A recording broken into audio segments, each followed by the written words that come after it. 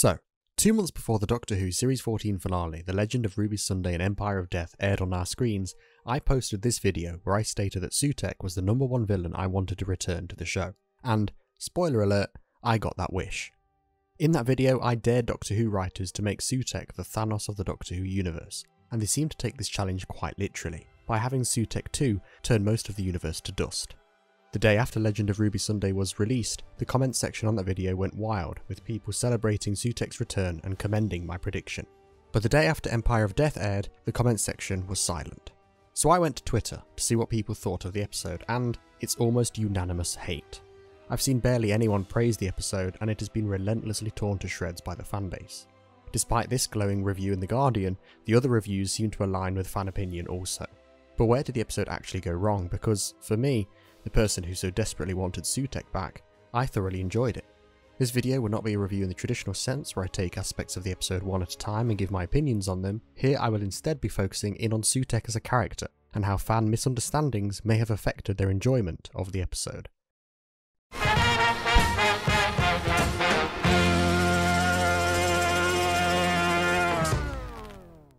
I have longed for Sutekh's return for several years, but I can't help but feel fans completely misunderstood his character during Empire of Death.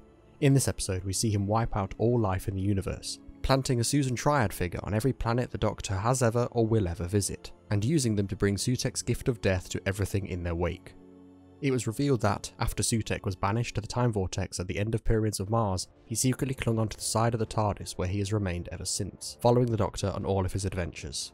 I had no problem with this, but fans really seemed to bump into the idea. Sutekh claimed in the episode that he grew stronger over this time. Riding the spine of your ship, staring into eternity and evolving into my true godhood.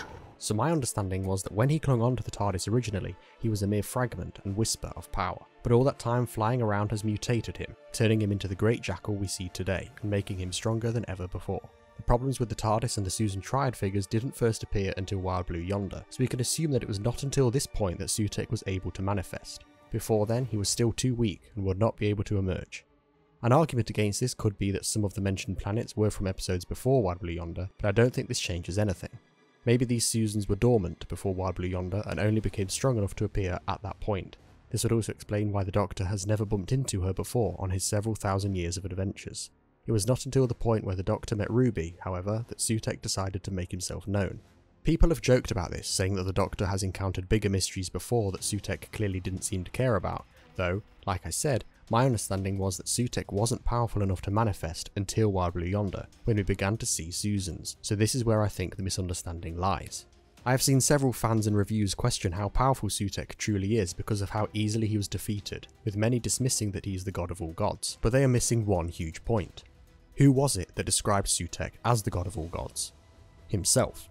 As I said in my video detailing the gods of the Doctor Who universe, I explained that Sutekh is an Osiran, a race of highly telepathic aliens. He is not actually a god. It was only due to the Osirans' extreme mental powers that people worshipped them as such, which made this line in Empire of Death weird. Yeah, I never understood what was all that Egyptian stuff. Cultural appropriation. This line implies that Sutekh based his own imagery on Egyptian culture, but it's the other way round. Ancient Egyptians based their gods on the Osirans. All that time and all that power essentially gave Sutekh delusions of grandeur, to the point that he believed he was a genuine divine entity. This was why he had to be imprisoned in the first place, to contain him. Sutekh has extreme powers. Like I said, we literally see him destroy all life in the universe in Empire of Death, so what more could he do to show his power? To say that the god of all gods wasn't powerful enough seems ridiculous. Yes, by wiping out the unit crew so early in the episode we knew their fates would be reversed, but surely we knew that anyway. Comparing to Thanos again, we knew that the characters dusted in the snap would return. So what more could he do? I've seen people say that his destroying the universe is one thing, but it was how easily he was defeated that ruined their perception of him. He was defeated in exactly the same way as he was in Pyramids of Mars, and yet no one has ever complained about that before. At both the end of Pyramids of Mars and Empire of Death, he was banished to the Time Vortex by the Doctor. I personally don't know why the Doctor did this in Empire of Death, as Sutekh's presence in the Time Vortex is what created this issue in the first place, but this time we did see him disintegrate, so maybe he's truly dead this time. To say that Sutekh was made weak by this solution is a bizarre one, as it's exactly the same method we have seen the Doctor use before. I have also seen people raise the criticism of why Sutekh would care about who Ruby's mother is, and this, I think, is the greatest misunderstanding of Sutekh as a character. As said previously, he is not actually a god, he just believes himself to be. He believes he's the most all-knowing god of all gods, so what does he do when he comes across something he doesn't actually know?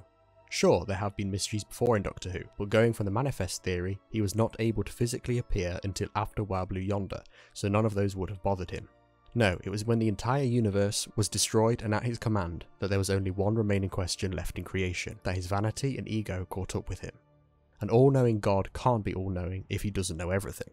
That small curiosity was enough for Sutekh to scupper his own plans just to get answers. And I loved that great gods and religions are easily deconstructed through simple, vainglorious inaccuracies. All it took was for the small mystery of Ruby's mother for Sutekh to crumble. As a side note, I also enjoyed that Ruby's mum turned out to be a no one, as I am tired of special characters always having to be relatives of legacy characters, a mistake we saw most notably made in The Rise of Skywalker. It was only Sutekh who believed himself to be the god of all gods, and as with all master manipulators, all-powerful, all-knowing beings, it's one tiny insignificant error that causes their downfall. I think Sutekh was handled perfectly in the episode, with RTD demonstrating a clear understanding for his character. And while I do question why the Doctor had to defeat Sutekh in exactly the same method as before, it's something I can easily accept. Perhaps that's the only way to defeat Sutekh. I think if fans reconsider Sutekh's character, they will come to appreciate his appearance in Empire of Death more. Yes, he was described as the god of all gods, but by himself. He is extremely powerful. I said in my original video that he was capable of destroying all life in the universe, and we literally saw him do this. But he isn't actually a genuine god. He can be defeated just like any other alien. The Doctor just wasn't very creative with how to do that. I'm not denying that the rest of the episode wasn't a mess. Why was Mel there? Why was Rose there? What caused the snow around Ruby? Why did she have a hidden song inside her? Who is Mrs. Flood? Why did Ruby's mum only point in the revised VHS? Why could Ruby remember the 73 yards timeline? How was Ruby able to project to her younger self in 73 yards? How did the Vortex defeat Sutekh if it made him powerful the first time around? These questions do remain, but most of them come from the arc surrounding Ruby. For me, the Series 14 finale was two finales put together, the Legend of Ruby Sunday side and the Empire of Death side.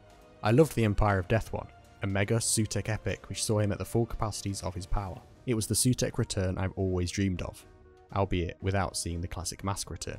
However, the Legend of Ruby Sunday side of things seems to be what let the episodes down. In the episode titled The Legend of Ruby Sunday, the Doctor and Ruby blaze into Unit HQ with the aim of discovering who Susan Triad is, but suddenly pivot to explore the mystery of Ruby's parentage, and I think this is where the blend becomes most clear. I liked that Sutekh was defeated by simply not knowing who Ruby's parents were, but there was surely a more natural way of melding the two concepts together up until that scene. The reason the finale felt so messy for me was because it didn't commit to either the Sutekh story or the Ruby one. In my opinion, Sutekh's character was handled perfectly, but it was clear RTD struggled to find a way to address Ruby's parents in the process, so the latter's issues seem to have overshadowed the good stuff in the episode. I had a lot of fun with the Series 14 finale, and there is a lot of enjoyment for me to find.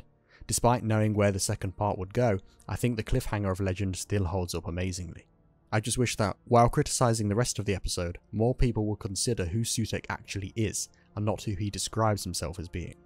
But for now, I will leave it there. This was only a quick video to address the fact I made a video asking for Sutekh to return, and 2 months later got my wish.